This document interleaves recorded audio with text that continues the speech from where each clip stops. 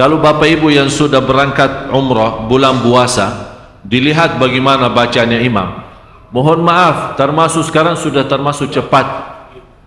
Karena sudah dilihat kondisi umat sudah mulai malas, akhirnya dikurangi. Padahal waktu saya masih di sekolah SMP, masih SD SMP, dibawa sama orang tua ke Masjid Nabawi, dalam satu malam imamnya khatam 3 juz. 10 malam akhir khatam Al-Quran 2 kali. Artinya sekarang cuma 1 kali khatam bulan Ramadan kan, di malam 29. Waktu kita masih sekolah, tarawih punya khataman sendiri, setiap malam 1 juz. 10 malam punya khataman sendiri, setiap malam 3 juz. Mulai dari hampir kita mulai salat malam jam 1, hampir mendekati subuh, dan kita merasa kenikmatan yang luar biasa. Itu yang hakikatnya tahajud. Dan selalu saya minta sama jamaah, cuba salat tahajud walaupun seminggu sekali, walaupun 2 rakaat, tak usah banyak-banyak, tapi nikmat hayati, rasakan. Walaupun diulangi ayatnya sampai subuh, walaupun 1 ayat, sebagaimana Rasulullah SAW pernah salat malam, sepanjang malam salat malam hanya dengan 1 ayat, merasakan ayat itu, menyentuhkan hatinya, sampai Rasulullah SAW menangis. Kata Siti Aisyah, Rasulullah SAW tidak pernah tinggalkan salat malam bagaimanapun keadaannya, walaupun dia sakit, dia salat malam duduk. Afdalus salati ba'da al-faridah qiyamul lail, salat yang terbaik sesudah fardu qiyamul lail. Dan saya heran, orang punya masalah, bagaimana punya masalah dia masih bisa qiyamul lail? Menurut saya masalah tinggalkan salat malam itu masalah. Tapi selama anda jaga salat malam, wallahi tidak ada masalah, semuanya bisa beres. Kita hanya duduk, Allah sendiri memuji kita saat malam hari kita tinggalkan tempat yang enak saat tidur, menjauhkan diri dari suami maupun dari istri, mengangkat selimutnya. Allah Maha melihat, dan di situ Allah tunjukkan kepada malaikat, ya malaikati, hei malaikatku, lihat, lihat, lihat, lihat apa yang dilakukan oleh hambaku. Tinggalkan lazatnya tidur, tinggalkan enaknya istirahat untuk hanya mencari ridhaku. Saksikan wahai malaikatku, apapun yang namanya susah tidak ada di dalam hidup orang itu. Allah yang janji Bapak Ibu. Jadi menurut saya, pintu langsung kita bisa menyelesaikan masalah, tidak bagi siapapun, tidak di antara siapapun, hanya lewat langsung kepada Allah, itu qiyamul lail. Asahhun nasi abdanan, yang paling sehat tubuhnya yang jaga salat malam, yang paling sinar mukanya yang jaga salat malam, yang paling suci batinnya yang jaga salat malam, yang paling berkah ucapannya yang jaga salat malam, yang paling mulia perbuatannya yang jaga salat malam. Semua terjamin berkah kata, baik perbuatannya, suci batinnya. Malah dari sisi salat malam, karena terisi ketakutan kepada Allah, dan ketakutan yang terisi kalbu, terbakar namanya syahwat. Dan isi ketakutan dalam hati kita saat salat malam, karena yang membuat kita salat malam, mungkin ada di sini ayat, amman huwa qanitun ana al-laili sajidan, bersujud dan Ustaz berdiri, bersujud dan berdiri. Kenapa disebut di sini sujud dan berdiri? Tahu kenapa Bapak Ibu? Saat bersujud kita tunjukkan rendah hati. Saat bersujud, walaupun namanya muka, kalau kita tunduk kepada selain Allah terasa terhina, tapi kalau kita bersujud untuk Allah terasa bangga. Saat berdiri terasa lembut hati. Bagaimana terasa lembut hati? Karena saat berdiri diajurkan saat kita berdiri kan mata kita kan tertambah sujud, sampai tidak berani mengangkat mata melihat ke atas, seolah-olah kita merasa sudah Allah di hadapan kita, malah kita malu karena masih muka kita, mata kita, mulut kita masih tercampur banyak dosa dan maksiat, kita malu menangkat.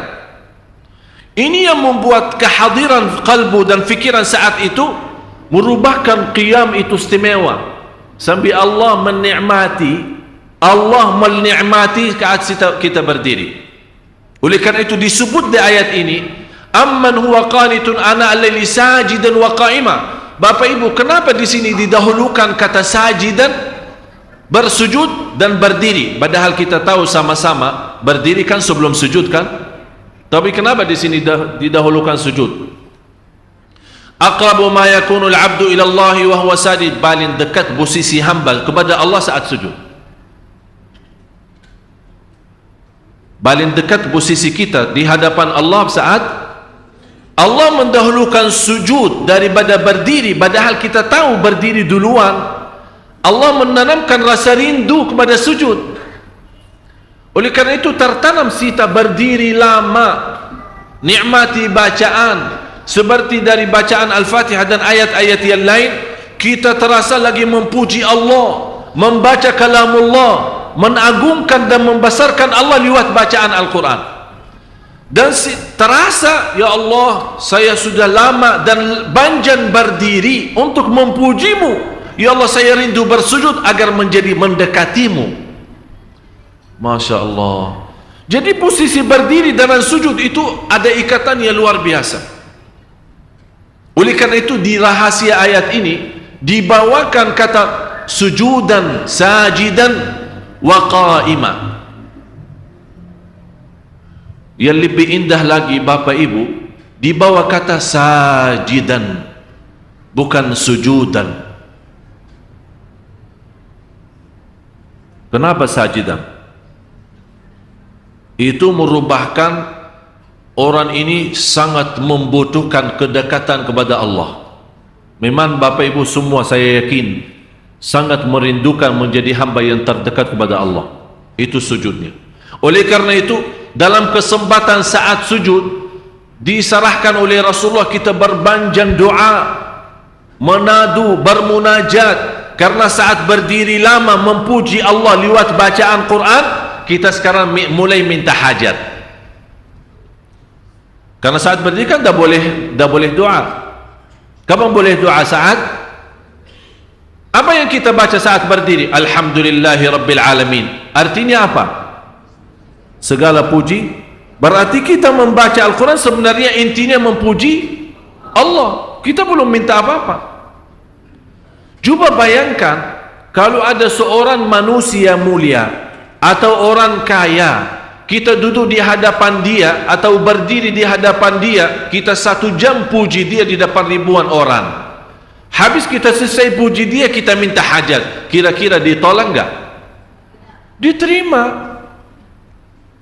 Saya pernah melihat ada seorang bawa kata syair memuji seorang raja di Arab, sampai dibawa kata-kata, sampai terserang saja saya tersentuh hati saya.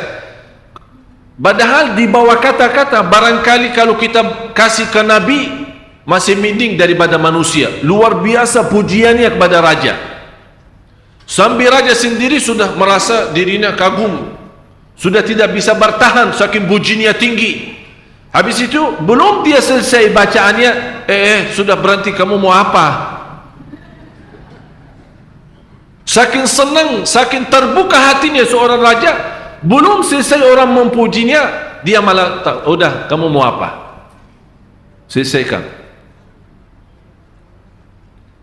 Ini Bapak Ibu manusia yang masih terisi kotoran, yang masih terisi dosa, yang masih terisi riya, yang masih terisi nifak, yang masih terisi bermacam-macam maksiat, dosa besar maupun kecil.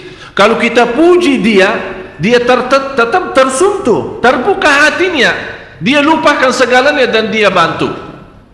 Musuh, kata Allah, musuh saja bisa menjadi kawan dan teman, menjadi orang teman dekat dengan kita dengan ucapan yang baik, puji. Apalagi Maha Zat yang agung, Zat yang mulia, yang maha suci, yang maha segala-galanya. Kalau kita puji, bagi Allah tidak mungkin mengecewakan hamba yang saat itu dipuji. Oleh kerana itu istilahnya saat kita berdiri memuji Allah lewat bacaan, termasuk bacaan Al-Fatihah dan ayat-ayat yang lainnya, karena kita termasuk orang-orang, ya Allah, walaupun saya tidak pantas membaca kitab-Mu, karena lidah ini yang membaca kitab-Mu masih banyak mengucapkan kata-kata yang kotor dan dusta. Ya Allah, saya tidak pantas membaca kitab-Mu karena lidah ini sudah banyak berkata-kata bohong dan mencaci maki orang. Ya Allah, saya tidak pantas diberikan kemudahan membaca kitab-Mu karena lidah ini sudah terlanjur mencaci dan membuka aib orang. Tapi di saat itu kita rasakan saat berdiri dan diberikan oleh Allah kelancaran lidah membaca kitabnya dan memujinya, itulah Allah memberikan pendahuluan agar saat kita sujud seolah-olah Allah bertanya, kamu mau apa lagi? Apa yang kamu butuh? Apa yang kamu perlu? Kalau belum kita puas dari sujud pertama, ini hikmahnya ada 2 kali sujud. Belum puas, ada yang tertinggal. Memang kadang-kadang setan menggoda kita, hajat-hajat bisa tertinggal, ada yang lupa. Begitu kita berdiri, ingat saat di antara sujud, masih ada kesempatan lagi, sujud lagi. Allah maha besar, Allah maha agung, Allah maha mulia. Sungguh kita mulia kalau kita betul-betul bisa menikmati yang namanya sujud. Kata seorang salih, wallahi kalau bukan ada sujud di dunia, saya tidak bisa menikmati yang namanya dunia. Tidak ada artinya. Karena ada isi sujud, ada isi salat malam, dan 4 hal yang menjaminkan banyak rizki, bukan memudahkan rizki. Tolong Bapak Ibu hafal, 4 hal bukan menjaminkan rizki, bukan memudahkan rizki, tidak. 4 hal mendatangkan rizki kemari. Dan 4 hal bukan Allah kasih kemudahan berarti kita berjalan mencari rizki Allah kasih, tidak. Bukan dikasih kemudahan, tapi di mana saja kita ada, posisi kita di mana saja, Allah datangkan rizki kepada kita. Yang pertama, qiyamul lail, salat malam. Yang kedua, berbanyak istighfar waktu sahur. Kalau anda tidak salat malam, jangan tinggalkan istighfar waktu sahur. Waktu sahur kapan? Kira-kira 30 menit sebelum azan. Ada satu hadis dijelaskan waktu sahur, makan sahur kan? Tapi ada yang suka makan sahur jam 1, ada yang suka jam 2. Tapi menurut saya waktu yang tepat untuk makan sahur dikirakan membaca 50 ayat. Membaca 50 ayat. Kalau bagi kita 50 ayat ya setengah jam lah. Dah tahu bagi Bapak Ibu gimana? 1 jam ya bolehlah, 1 jam tak apa-apa. Ya tergantung lancar atau tidak. Tapi ukurannya seperti itulah, kurang lebih seperti membaca 50 ayat dari Al-Quran. Itulah namanya waktu sahur. Disitulah Allah sendiri memuji, Allah bangga dan senang terhadap orang yang sahur. Sampai ulama berkata, tidak ada ibadah yang terbaik di waktu sahur selain istighfar. Jadi boleh baca Quran, boleh salat malam, boleh zikir, boleh apapun, tapi yang terbaik istighfar. Jadi tinggalkan segalanya, tinggalkan Quran, tinggalkan salat malam, tinggalkan baca Quran, tinggalkan zikir, fokus hanya istighfar. Astaghfirullah wa atubu ilaih, termasuk istighfar Allahumma anta rabbi la ilaha illa ant, yang Bapak Ibu tahu sayyidul istighfar, yang terutama, yang paling luar biasa. Allahumma anta rabbi la ilaha illa anta khalaqtani wa ana abduka wa ana ala ahdika wa wa'dika mastata'at a'udhu bika min syarri ma sana'at abu'u laka bi ni'matika alayya wa abu'u bi dhanbi faghfirli fa innahu la yaghfiru dzunuba. Ya Allah, kalau kita fahami doa ini luar biasa. Oleh karena itu kata Rasulullah, barang siapa yang membaca Sayyidul Istighfar, kemudian di malam hari dengan keyakinan dia meninggal habis baca istighfar, masuk surga. Masuk surga. Berarti ini salah satu doa yang menjaminkan dengan mudah masuk surga. Jadi 4 hal yang mendatangkan rizki, bukan kita mencarinya, dia yang datang kemari. Apalagi saat mencari lebih mudah. Qiyamul lail, salat malam. Tapi dalam bahasa, mohon maaf Bapak Ibu, dalam bahasa Arab disebut qiyamul lail, bukan salat. Tapi kalau diterjemahan dalam bahasa kita salat. Tapi kenapa di situ qiyamul lail? Diberikan qiyamul lail, qiyam artinya berdiri, berarti lama. Saking lama berdiri dikaitkan jadi qiyamul lail. Qumil laila ya ayyuhal muzammil. Apa terus? Qumil lail, berdirilah saat malam. Berdirilah, bukan salatlah malam, tidak, berdirilah malam hari. Itu dahsyatnya di situ berdiri. Qiyamul lail. Yang kedua, berbanyak istighfar. Yang ketiga, berbanyak sedekah. Sebenarnya bukan istilah berbanyak sedekah. Kadang-kadang orang bersedekah 100 juta, udah saya sudah bersedekah 100 juta. Bukan itu. Bukan yang dimaksud berbanyak sedekah itu dari sisi uang itu banyak atau sedikit, bukan. Yang dimaksud rahasia sedekah, ta'ahudus sedekah, istiqamah bersedekah. Istiqamah. Itu tidak menjadi masalah besar maupun kecil, itu tidak menjadi masalah. Karena bagi Allah tidak ada artinya besar maupun kecil, kita tidak memberikan kepada Allah. Karena Allah Maha Kaya. Tapi rahasia sedekah itu kita terus menerus sedekah, siang, pagi, malam, siang, pagi, malam, pagi, besok, terus minggu depan, tidak pernah berhenti. Setiap ada kesempatan selalu kita membawa sedekah. Itu namanya ta'ahudus sedekah. Ta'ahud kalau dalam bahasa sebuah janjian, seolah-olah kita ada kontrak kerjasama antara diri dengan apa? Dengan sedekah. Itu kata ta'ahud, ahad, berjanjian. Saya berjanji, seolah-olah ada berjanjian antara kita dalam sedekah. Jadi tidak boleh terlepas dari berjanjian, seolah-olah kita menghormati berjanjian. Bagaimana menghormati? Kita terus kerjasama. Kita beri, Allah ganti berkah sedekah. Kita beri lagi, Allah ganti masih terus. Kita beri, masih Allah terus ganti. Itulah dahsyatnya sedekah. Jadi Bapak Ibu, jangan nunggu hari tertentu, bulan tertentu, malam tertentu kita bersedekah. Jangan. Setiap kita merasa ada berita baik, ada berita maupun ada berita buruk yang menyakiti perasaan kita di rumah tangga kita, anak kita, suami kita, istri kita, apapun, langsung segera sedekah. Disitulah rahasianya.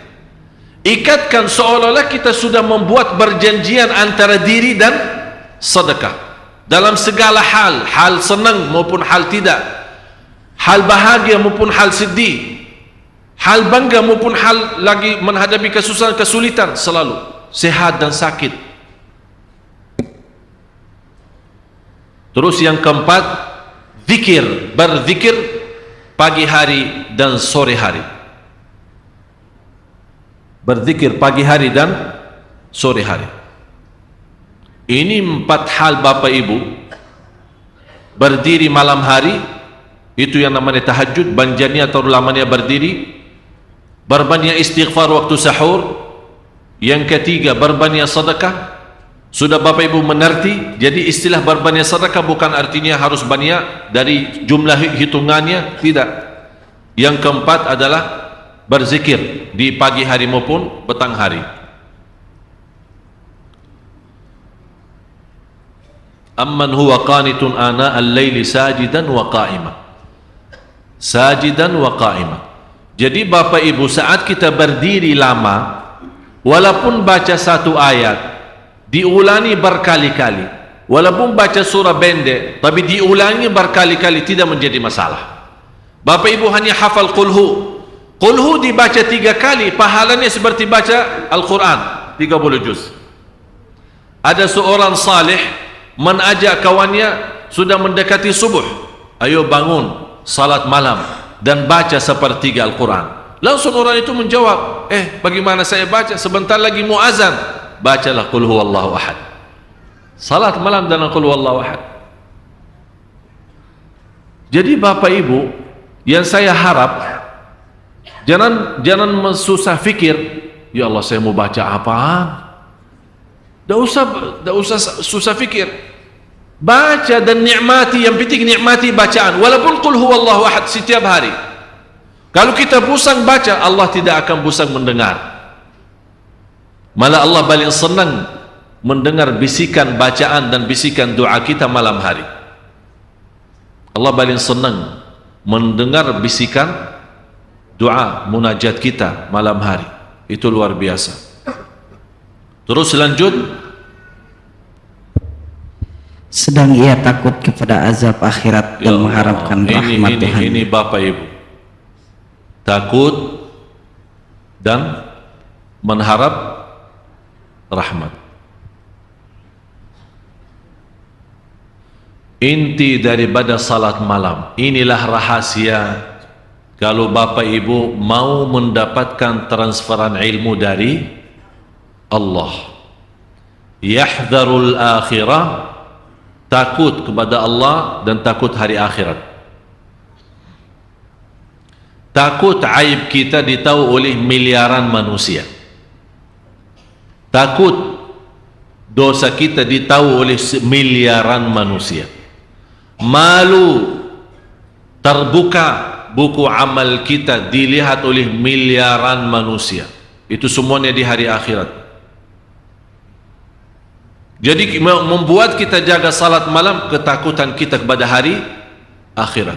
Karena di hari akhirat itu apapun yang kita sudah sembunyikan nanti tidak ada istilah sembunyi. Semuanya terbuka. Di hadapan Allah, di hadapan malaikat dan di hadapan seluruh makhluk. Yahdharul akhirah. Dan barang siapa yang mampu menikmati lama berdiri, akan Allah meringankan lama berdiri di hari kiamat. Bapak ibu tahu berapa lama berdiri di hari kiamat? 1 hari 50.000 tahun. Sekarang kalau saya minta imam khusus malam Jumat ini, ya, malam Jumat ini saya minta bapak ibu malam ini kita agak telat pulang. Saya minta sama imam nanti baca Al-Kahfi salat Isya 110 ayat. Dah tahu bagaimana kalau kita takut salah malah dah ada makmum sudah pulang duluan. Alasannya apa? Oh, ana nanti bis ketinggalan, nanti taksi tidak ada, nanti kalau terlalu malam tidak aman. Itu bermacam. Kita takut urusan antaran ke rumah, pulang ke rumah. Siapa yang menamankan nanti di hari akhirat? Kalau takutan di dunia ini dibandingkan dengan takutan di akhirat, tidak ada, tidak bisa dibandingkan, tidak bisa. Sangat jauh. Oleh kerana itu kata Allah di hadis qudsi, barang siapa yang takut kepadaku di dunia, aku amankan dia nanti di akhirat. Barang siapa yang merasa diri aman di dunia, aku akan membuat dia takut nanti di hari akhirat. Tinggal anda milih. Yang perlu kita takuti bukan urusan dunia, Allah. Ini yang membuat kita jaga salat malam. Yahdharul akhirah. Yahdharu sebenarnya bapak ibu indahnya yahdharu, kata yahdharu ya, maaf apa bahasa sedang ia takut, sedang dia takut kepada azab akhirat. Ada bahasa yang bisa terjemahkan bahasa Arab. Yahdhar. Yahdharu diterjemahkan takut, padahal lebih sensitif ya. Lebih itu yahdharu apa ya, hati-hati, waspadalah. waspada. Kalau boleh saya bilang lebih, waspada itu menurut saya itu lebih daripada takut. Jadi bukan hanya kadang-kadang kita takut belum tentu waspada, tapi saking waspada betul-betul perhatiannya luar biasa kepada akhirat. Jadi setiap akhirat. Jadi terus terbayang selalu akhirat. Ini yang membuat kita saking waspada, saking betul-betul berhati-hati. Itulah yang paling kata yang cocok, kata yahdharul akhirah. Agar seimbang Bapak Ibu, karena Islam menanjurkan jangan takut sampai putus asa. Itu yang dilarang oleh Islam.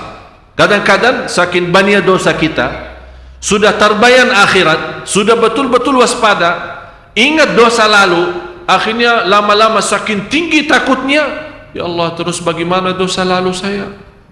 Apakah diampuni atau tidak? Apakah dapat rahmat tidak? Ayat selanjutnya memberikan seimbang. Yahdharul akhirata wa yarju rahmata rabbih.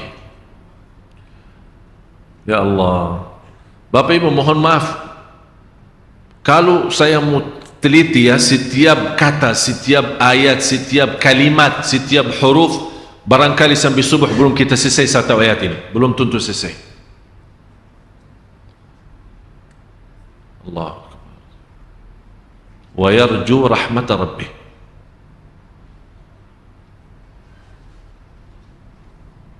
Yarju beda artinya sama raja. Yarju beda artinya sama raja.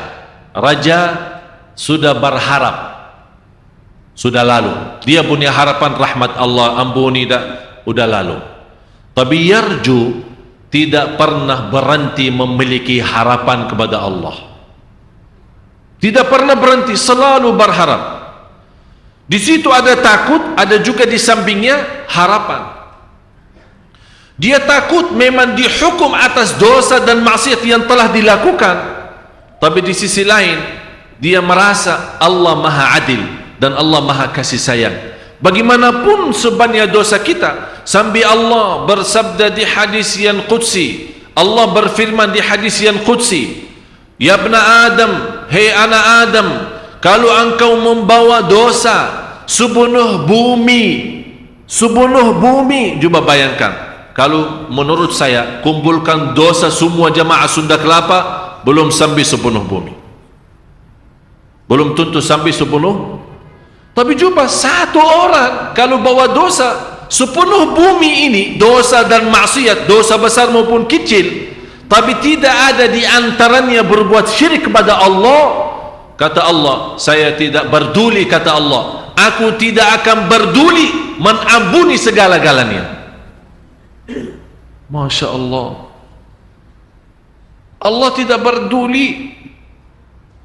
Artinya bagi Allah sangat kecil dosa itu yang sepenuh dosa bumi. Coba bayangkan seluas bumi berapa sih? Tapi subhanallah, bagi rahmat Allah kecil itu semua. Dan syarat jangan berbuat syirik besar, bersentuhan hak Allah subhanahu wa ta'ala. Ini yang membuat kita wayarju rahmata rabbih. Kenapa Bapak Ibu tidak dibawa kata wayarju rahmatallah? Kenapa dibawa kata wayarju rahmata rabbih? Kalau kita lihat awal Al-Fatihah, alhamdulillahi rabbil alamin. Apa artinya Rabb?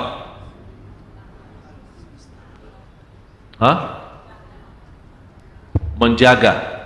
Kata Rabb itu apa artinya? Tuhan. Enggak. Saya kasih gambaran biar insyaallah Bapak Ibu bisa lebih paham ya. Orang tua punya anak, segala kebutuhan anak diberikan oleh orang tuanya. Jadi anak menanggap bapaknya, apalagi pas dia masuk membawa bermacam-macam makanan dan minuman. Karena anak itu tidak tahu istilah Tuhan atau Allah, dia menganggap bapaknya segala-galanya. Rizki bapa, mainan bapa. Dia datang dari luar membawa banyak macam-macam. Seolah-olah anak itu sudah merasa segala kenikmatan dan kebutuhan oleh anak itu ditutupi dan dipenuhi oleh ayahnya. Segala kenikmatan, segala rahasia, segala kemuliaan semuanya dari ayahnya. Oleh kerana itu dinamakan Rabbul Bait. Rabbul Bait artinya Rabb rumah tangga. Rabb artinya kepala. Seolah-olah karena segala-galanya untuk anaknya adalah dari dia. Yang mendidikkan anak itu, yang membesarkan anak itu dengan segala rizki yang dia bawa kemari untuk anak itu. Oleh karena itu dinamakan Rabb. Tapi kalau kita kata Rabb sendiri maksudnya Allah. Tapi kalau misal kita bilang Rabbul Masjid atau misal Rabb rumah, apa artinya Rabb rumah? Kepala rumah yang bertanggung jawab segala-galanya. Misal Rabb mobil, apa artinya Rabb mobil? Yang punya mobil. Tapi kalau kita bilang Rabbul Bait, kalau di surat Quraisy kan ada ila fihim rihlatash falyabudu rabb hadzal bait. Istilah kata Rabb memang dalam bahasa Arab Rabb itu kalau datang sendiri maksudnya Allah. Tapi kalau ada sebuah kata yang diikutnya belakang itu bisa rubah makna. Di sini kata wa yarju rahmata rabbih. Rabbihi ini kan ada hak. Seolah-olah kita di sini menakui tidak pernah terputus harapan kita kepada Allah sebagai segala nikmat yang aku miliki itu dari Dia. Segalanya dari Dia, lahir batin saya dari kecil sampai besar dari Dia. Oleh karena itu saya bilang Rabbi. Kalau kita bilang Rabbi wa Rabbuka Allah. Kalau di dalam surat Ali Imran ada Rabbana kan? Saat kita baca doa Rabbana atina. Tapi kalau untuk satu orang apa bilang? Rabbi. Rabbi. Berarti kata sebenarnya kata Rabbi lebihnya daripada kata Allah, padahal kata Allah itu termasuk sebuah nama yang sangat agung di antara Asmaul Husna. Tapi kata Rabbi ini sebuah akuian, ada sebuah barakui ya, kita akui. Kita akui sebagai orang-orang yang tidak punya apa-apa. Karena yang mendidikkan kita, yang memberikan segala-galanya Allah adalah Rabbi. Rabbi Allah. Wa yarju rahmata Rabbi. Seolah-olah di sini, ya Allah memang Engkau segala nikmat yang aku miliki hanya dari Engkau ya Allah. Saya juga mengharap rahmat itu sebagaimana nikmat yang tidak pernah terputus. Jadi kita ikat kata Rabbi karena kita meyakini dan akui dalam batin kita dengan kata Rabbi, ya Allah Engkau Rabbi yang mendidikkanku, yang memberikan segala nikmat yang aku miliki, nikmat harta, nikmat sehat, nikmat segala kalanya dari kecil maupun besar, yang terbayang maupun yang tidak terbayang. Kita akui sebagai orang-orang yang menakui kenikmatan itu. Ya Allah, kita harap nikmat yang terus menerus kepada kami sepanjang hidup kami, ya Allah kami juga harap rahmat itu tidak pernah terputus. Wa yarju rahmata Rabbi.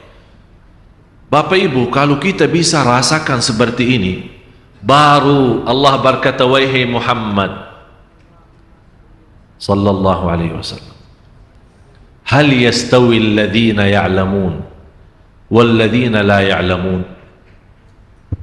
Adakah sama orang-orang yang mengetahui dengan orang-orang yang tidak mengetahui? Apakah sama Bapak Ibu yang tahu sama yang tidak tahu?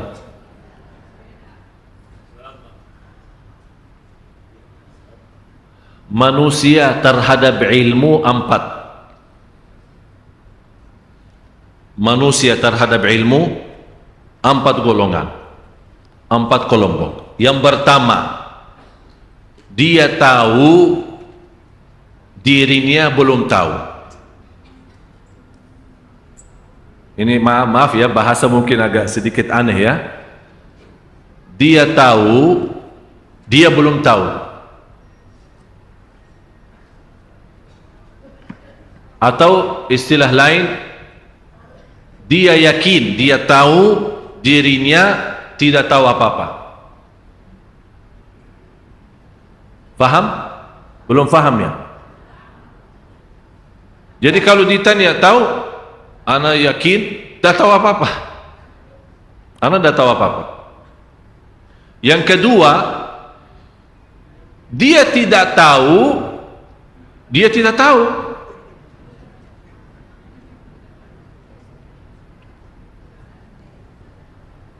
Ini juga menjadi masalah.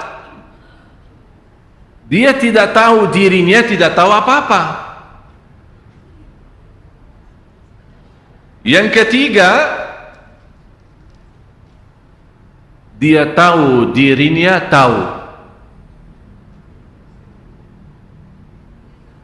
Dia tahu dirinya tahu. Terus yang keempat kira-kira apa?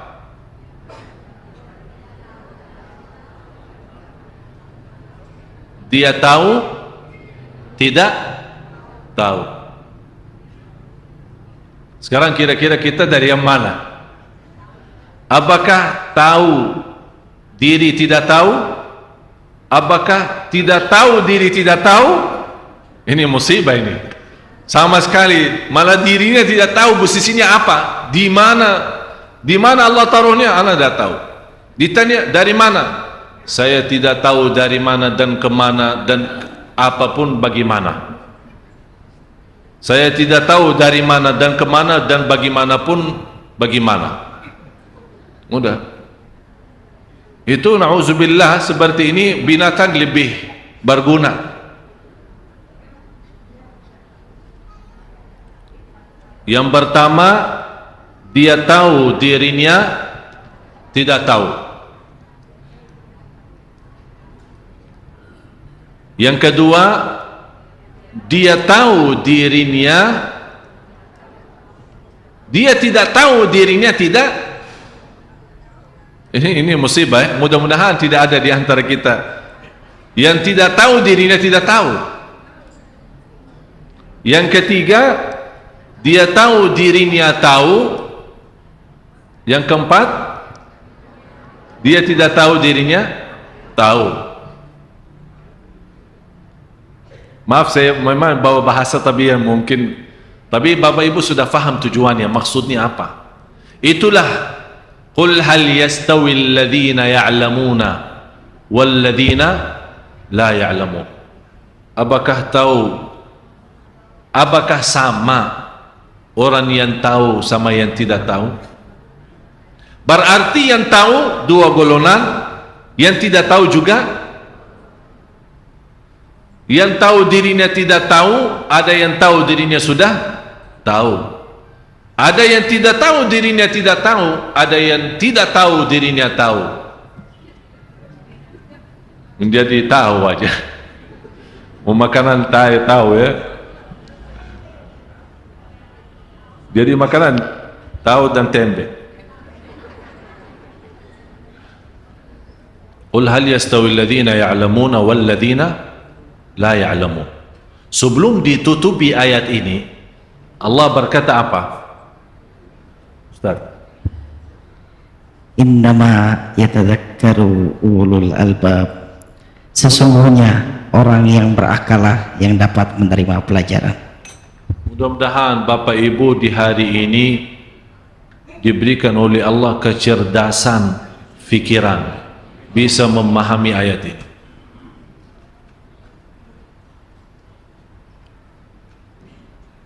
Menurut saya, kalau kita benar-benar mau memperbaiki kehidupan kita dan juga mau memperbaiki negeri kita, kuncinya salat malam. Saya tadi jam 12 siang berjumpa dengan Bapak Marzuki Ali, Ketua DPR. Terus diajak dikasih oleh protokol hanya 15 menit. Saya masuk jam 12. Hanya dikasih waktu karena beliau ada kesibukan yang lain 15 menit. Alhamdulillah kalau saya ketemu beliau tidak usah pakai janji. Jadi kalau beliau ada di kantor saya boleh masuk. Tinggal kasih laporan Syekh Ali di luar dikasih masuk. 15 menit. Saya masuk jam 12. Saya keluar jam 2:30. Sampai orang yang rapat dan beliau tunggu di luar. Setiap sebentar lagi sekretarisnya masuk, bentar. Saya bicara banyak, tapi luar biasa beliau sangat terharu. Saya bilang, hal yastawi alladhina ya'lamuna wal ladzina. Saya bilang, Pak, tolong kasih saya kesempatan sekali-kali saya berikan ceramah ke orang anggota DPR semua.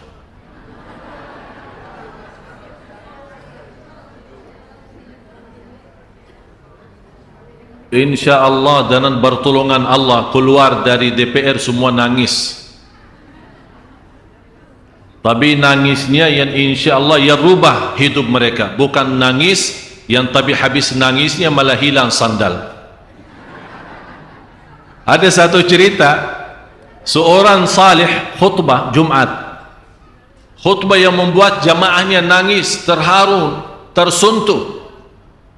Begitu bubar dari salat Jumat, malah hilangnya sandal imamnya hilang. Dia heran, kalau memang semua jemaah nangis, yang curi sandal saya siapa sih? Jadi kan nangis bermacam-macam.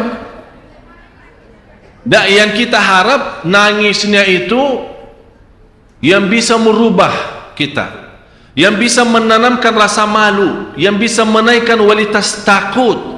Yang saya selalu bilang, terisi takut hati kita kepada Allah, terbakar yang namanya syahwat. Bukan menghilangkan syahwat lagi, terbakar, habis total syahwat itu. Jadi bagaimanapun datang syaitan menggoda, tidak ada lagi, tidak ada yang tersisa dari syahwat karena sudah terbakar habis. Itulah saking nikmatnya ayat ini. Yang mudah-mudahan Bapak Ibu kita menjadi orang yang disebut oleh Allah di ayat 9 ini. Innama yatadzakkaru ulul albab. Ya Allah, jadikan Bapak Ibu semua ahli ulul albab. Ulul albab dijelaskan oleh ulama yang berakal selamat. Akal selamat artinya bukan orang stres, bukan. Akal selamat artinya memiliki kecerdasan yang bisa memahami tujuan daripada ayat. Oleh karena itu Bapak Ibu, saya harap saat anda nanti malam salat malam, apalagi malam Jumat, saya minta semua jamaah mulai malam ini kita bikin sistem baru salat malam. Mudah-mudahan karena malam ini malam Jumat dan malam berkah, kita harap mulai malam ini Allah rubah segala-galanya ke depan.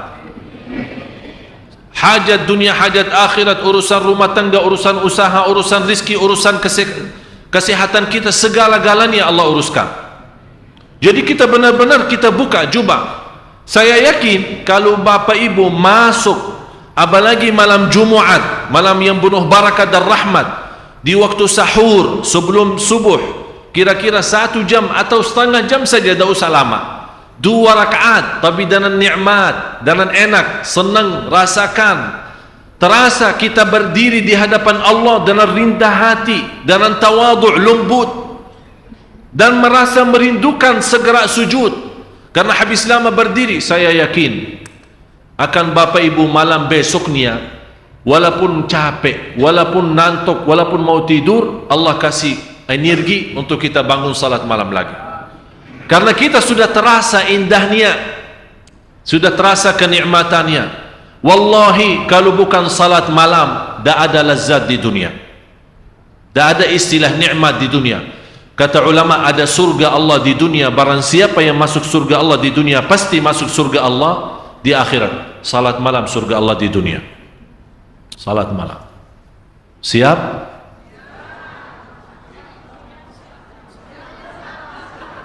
Masih ada yang bilang insya-Allah.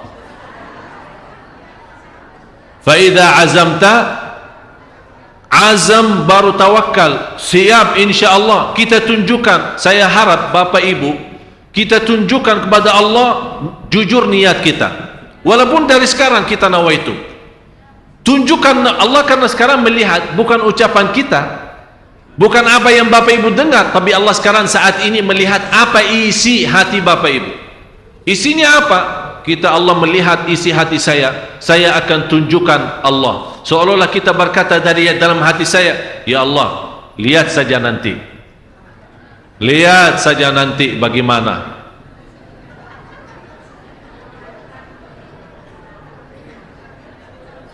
Maksudnya apa? Lihatlah nanti saja. Kita tunjukkan, sebagaimana kita tunjukkan kepada, kita tunjukkan, ya Allah, kalau engkau memang mau melihat, nanti saya tunjukkan malam hari. Lihat segala-galanya dari aku, ikhlas, khusyuk, dan luar biasa keistimewaan.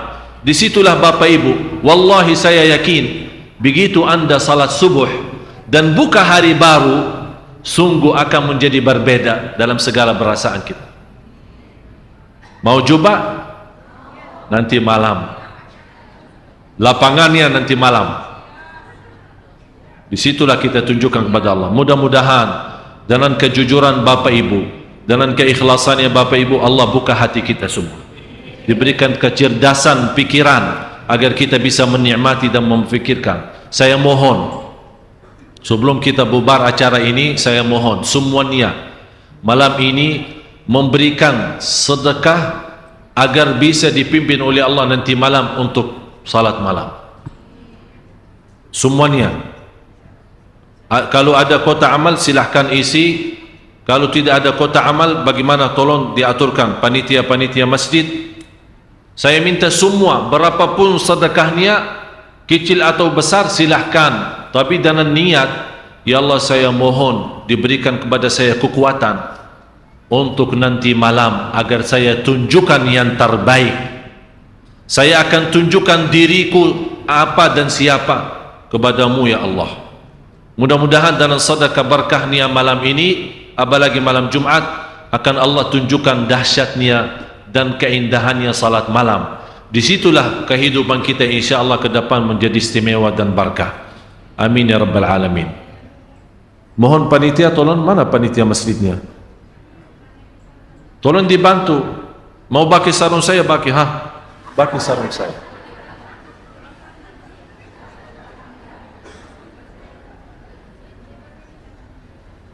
Semuanya saya harap semuanya bersedekah malam ini. Apa bagaimana terserah, mau berapa terserah. Saya tidak tuntut dan saya tidak minta. Pokoknya saya harap, tapi dengan niat satu. Ya Allah, kasih saya kekuatan dan taufikmu agar saya nanti tunjukkan kata sajidan wa qa'ima sebagaimana ayat ini. Dan mohon Bapak Ibu nanti kalau Bapak Ibu sudah pulang ke rumah, sebelum anda tidur baca ayat ini, surah 39 ayat 9. Baca sambil nikmati, sambil rasakan, sambil hayati, kemudian tidur. InsyaAllah lihat tidur yang indah. InsyaAllah lihat tidur yang indah. Sarung saya jangan bawa jauh dah. Semoga apa yang saya sampaikan bermanfaat. Semoga bagaimana kita sama-sama berkumpul di sini, mudah-mudahan diberikan oleh Allah kemuliaan, sama-sama jumpa lagi di surga Allah bersama Nabi Muhammad sallallahu alaihi wasallam. Ya Allah ya Tuhan kami, berilah kepada Bapak Ibu taufikmu ya Allah agar bisa istiqamah salat malam. Dengan berkahnya salat malam dan keindahan salat malam, kita mampu memiliki kehidupan yang bahagia, rumah tangga yang sakinah mawaddah rahmah, dan segala kesulitan dan kesusahan dijauhkan oleh Allah dalam salat malam. Ya Allah, kuatkanlah kami agar istiqamah salat malam. Ya Allah, berilah taufikmu. Ya Allah, berilah kepada kami taufikmu agar mampu menjaga salat malam dengan seindah-indah ayat ini ya Rabbal Alamin. Agar kami mendapatkan ilmu langsung darimu ya Allah, ilmu laduni ya Allah, ilmu ma'rifat ya Allah, birahmatika ya arhamar rahimin. Ampunilah segala dosa kami, ampuni kekurangan kami, dan tutupi aib kami. Dan ya Allah, maafkan atas kesalahan kami ya Rabbal Alamin. Ampuni orang tua kami, Ya Allah, ampuni orang tua kami dan ampuni saudara kami muslimin muslimat, mukminin mukminat yang hidup maupun yang telah wafat. Ya Allah, aku mohon dengan nama-Mu yang agung dan mulia untuk bapa ibu. Ya Allah, jauhkan wajah bapa ibu dari neraka jahanam ya Allah. Ya Allah, jauhkan wajah bapa ibu dari neraka jahanam ya Allah.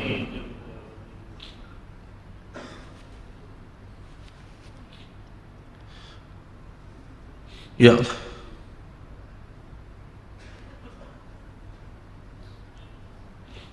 ya Allah, jauhkan wajah bapa ibu dari neraka jahanam ya Allah. Keturunannya, anaknya, cucunya, ya Allah, jauhkan dari neraka jahanam ya Allah. Bukalah hati bapa ibu semua ya Allah agar menjadi hamba-Mu yang salih-salihah. Bukalah hati suami bapa ibu ya Allah, suami ibu-ibu dan istri ini ya Allah. Ya Allah, bukalah hati kami semua ya Allah, yang punya hajat lahir dan hajat batin, hajat dunia maupun hajat akhirat. Tidak ada yang keluar dari masjid ini di malam ini yang penuh barakah sampai dipenuhi oleh Allah segala hajatnya, hajat dunia maupun hajat akhirat. Ya Rabbal Alamin. Rabbana atina fid dunya hasanah wa fil akhirati hasanah wa qina adzaban nar. Wa sallallahu ala sayyidina wa nabiyina Muhammad wa ala alihi wa sahbihi wasallam. Walhamdulillahi rabbil alamin. Subhanakallahumma wa bihamdika asyhadu an la ilaha illa anta astaghfiruka wa atubu ilaik.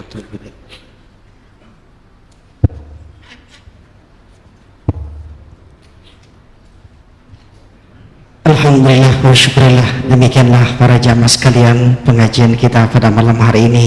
Semoga apa yang sudah disampaikan oleh Syekh Al-Salih Al-Jabir bermanfaat untuk kita semua, dan semoga kita bisa mengamalkannya apa yang tertera dalam Al-Quran dan hadis yang telah disampaikannya.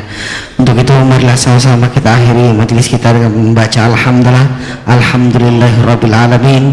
Wassalamualaikum warahmatullahi wabarakatuh.